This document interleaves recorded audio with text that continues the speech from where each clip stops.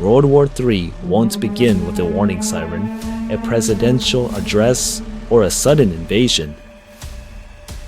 It will start with a synchronized, terrifying global blackout.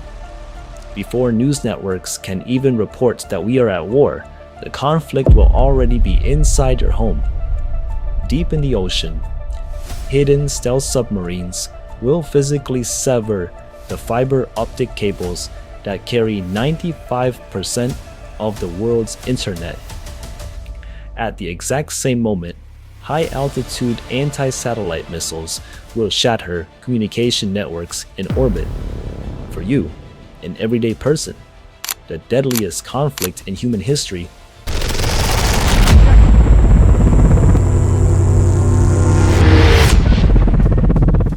starts on a quiet Tuesday.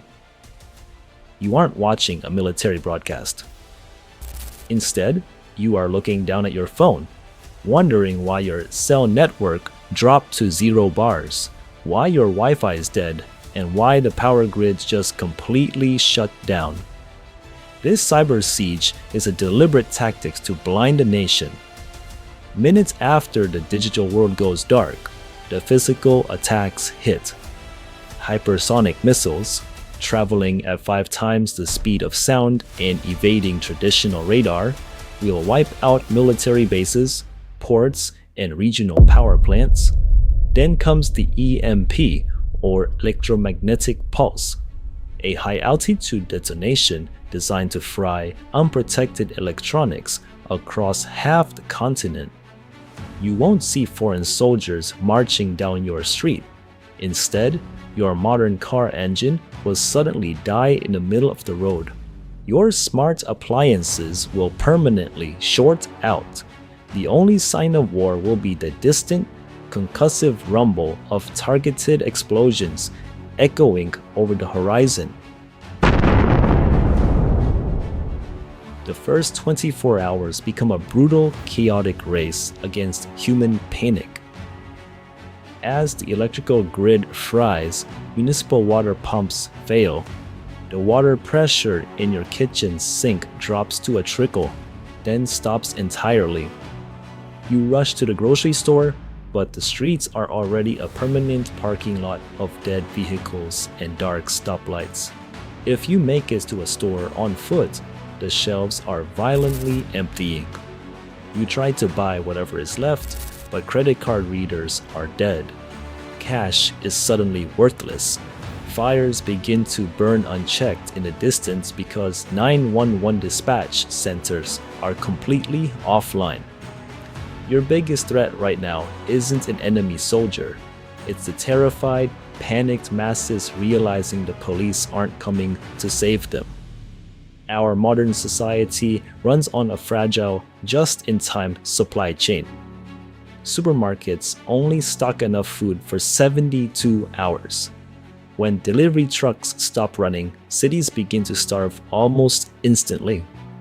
Without electricity, industrial freezers thaw, rotting millions of pounds of food. Looting shifts rapidly from luxury items to bottled water and canned beans. The polite, civilized society you woke up to evaporates in a single afternoon. By day 7, the reality of the new dark age permanently sets in. The backup diesel generators at local hospitals run completely out of fuel, causing a massive secondary wave of casualties. Because city water treatment plants are offline, desperate people begin drinking from polluted rivers and decorative fountains. Within days, waterborne diseases become as deadly as the initial bombings. Neighbors turn on neighbors as the last remaining pantries are emptied. The only currency that matters now is antibiotics, canned goods, and clean drinking water. The terrifying truth sets in: help is not on the way.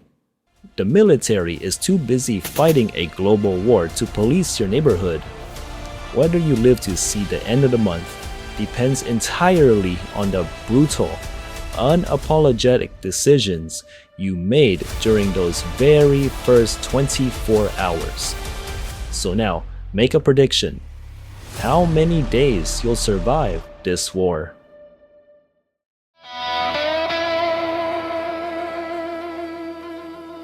Almost gone.